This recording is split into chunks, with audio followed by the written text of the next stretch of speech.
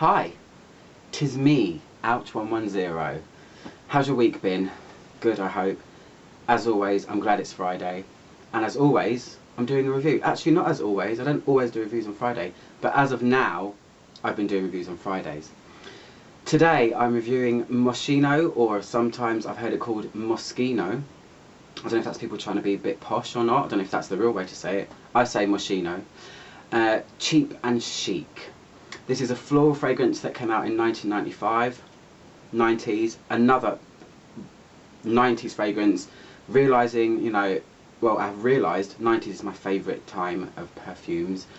If you are a subscriber of mine since the beginning, you'll know that already. I just seem to love them. I don't know why. There was something about them. It's like there was a little bit of magic put into every single one. Not every single one, but the ones that I've got, and most of them.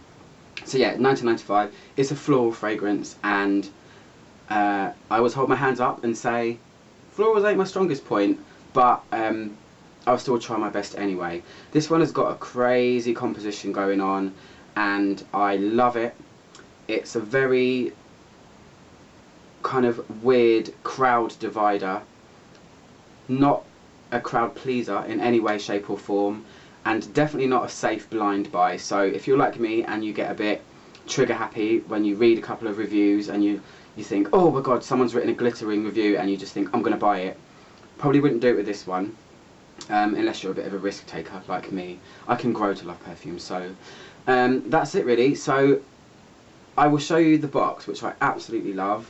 I think the packaging of it is massive as well. Mine's the 100ml, and it's an eau de toilette. It doesn't come in any other concentration. There isn't an eau de parfum or anything like that, but there are lots of flankers to this. I've tried some of them and they're not very good. There's Cheap and Chic, something about clouds. There's I Love, oh no, Hippie Fizz.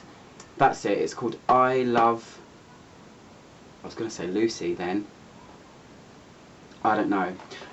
Yeah, Hippie Fizz is the one with the yellow and it's pink. They've just released a new one called Cheap and Chic Petals.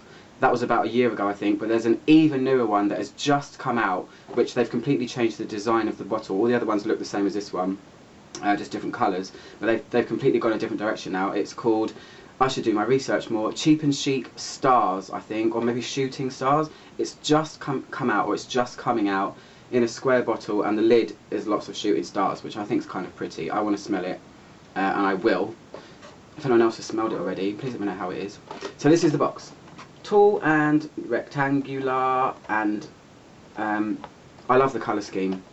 Gold, red, black. It's a winning combination for me. I think it's just a bit classy. I don't know. It's very shiny and nice anyway. Cheap and Chic, Moschino, eau de toilette, natural spray, 100ml, blah blah blah blah blah. This product can be sold only by authorised Moschino retailers. Well, that's a load of crap because I got it off the internet. So there. Inside it's green, and I don't know why. It doesn't really go with it, but anyway. So on to the bizarre part of this packaging makeup. This is another thing where you're going to love it or hate it. I personally think it's really cool and wacky and weird. This is it. Apparently it's themed on olive oil. I like to turn it to the side so it looks like a little bunchy, because that looks like a collar, doesn't it? So this bit's glass, this bit's plastic, and if you turn the collar bit to the front, it's actually a little heart. How romantic. Not a romantic perfume though, I must say. Yeah, and that's it really. It's just very weird. I don't know. I try and play around with it. Like now it's a nose and she's looking over there like that. Or it can just be a little bunch of hair. Whatever. I digress. So, I'll tell you what's in the fragrance. As I said, the composition is kind of crazy. Things all over the place. And it is reflected in the perfume as well. So, the top notes are bergamot, petitgrain, rosewood, and yuzu. Now yuzu is, I've only ever seen that in a couple of Black Phoenix perfumes that I have. It's a very sharp citrus fruit. I think it's Japanese, and it's quite biting. Not that it's got a mouth, but it's quite a biting, sharp citrus. I almost found it a little bit aquatic in the Black Phoenix perfume that I have had with it in. The cacophony of flowers, I didn't think I was going to say that word, that was quite cool. The cacophony of flowers in the heart are violet jasmine, cyclamen, which is a synthetically produced note from the flower. It's supposed to be quite clean smelling. Peony, water lily and rose. And then the base is a few more flowers in there. You've got orchid, violet, again, sandalwood, vetiver, tonka bean, vanilla, musk, and then the note that is a mystery to me, which is ambergris. I need to smell this on its own because I don't know what it smells like, and it really bugs me. I know I have an idea because I've read up about it, but I need to smell it on its own so I can at least comment on if it affects a perfume or not. So anyway, here it is, the strange, weird little thing. Oh yeah, the name, Cheap and Chic. Some people probably are turned off by that. I've read reviews about this fragrance and people say, you know, oh, the name put me off because it says the word cheap in it. I don't think it smells cheap by any means. I think it smells chic. It should have just been called Chic. It's definitely different. I don't have anything like this in my collection at all, which is why I'm really drawn to it. And I've been wearing this all week and I have fallen every day just that little bit more in love with it. So this is a winner for me. So I'm going to spray it here. I've had it, well, I've been wearing it all week, so it's not like I'm smelling it for the first time. But, so, let's put it there. So, this, oh my gosh, it's, you do get citruses straight away. There is a sharpness to it, but it's immediately floral, which would make sense because it's a floral perfume. But the overall smell of this to me is, it's very rough around the edges. It's, florals to me can be baffling because there's, how many flowers are there in the world? Thousands. So in perfumes they can be bended and manipulated to really take a perfume down a certain path. They can be smooth, they can be powdery, they can be tropical, they can be heavy, light, dainty, everything. This is a rough floral. It's got a masculine edge to it, which I really like as well, and I don't normally like most masculine fragrances, but there's a rough masculinity to this, even though it's very flowery at the same time. But the flowers, or the combination of flowers, are in no way sweet or anything like that.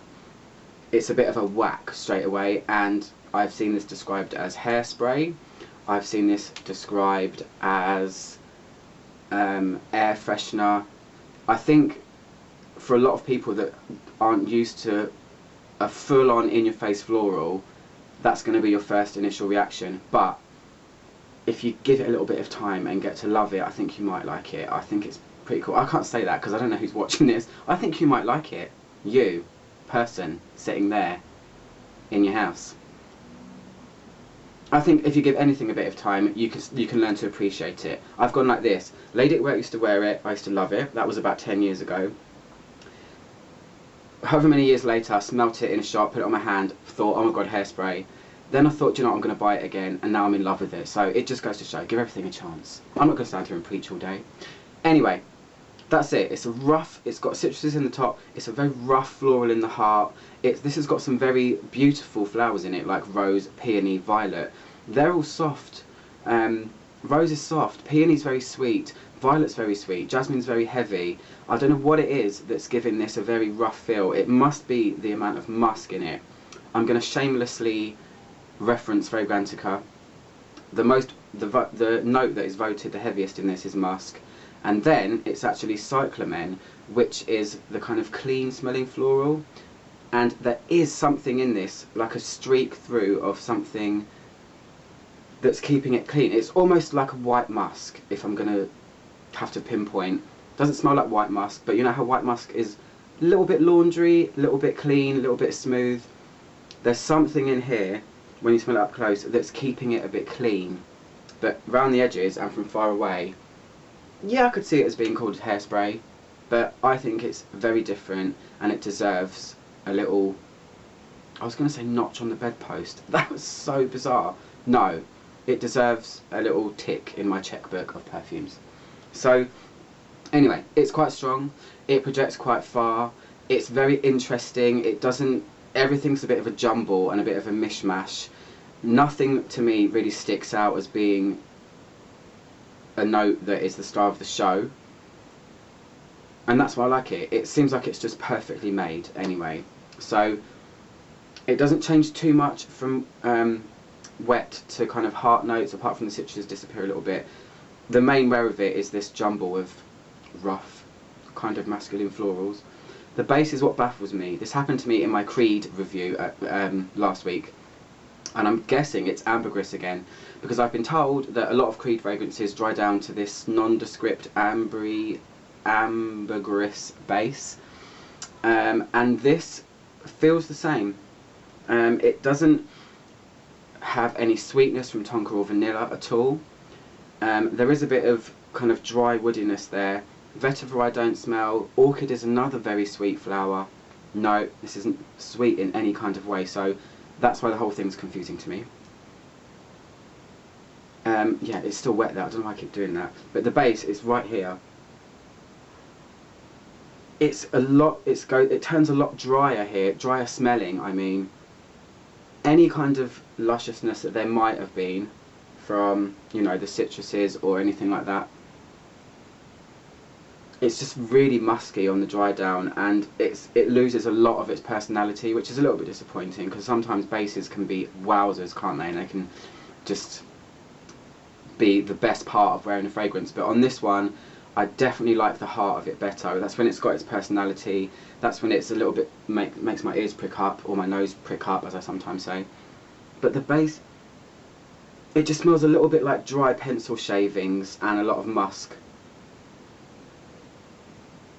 I'm guessing, well, I'm guessing there's a little bit of vetiver in there. Tiny bit grassy. It's a lot more masculine in the dry down too, but this for me is all about the heart. And that's what I'm like as a person too, so yeah. That's it really. That's my review of Cheap and Chic by Moschino / Moschino if you're from London and you're pronouncing it in a different way. Thanks for watching. Click down here to subscribe, and I'll see you guys very soon for another review. Goodbye!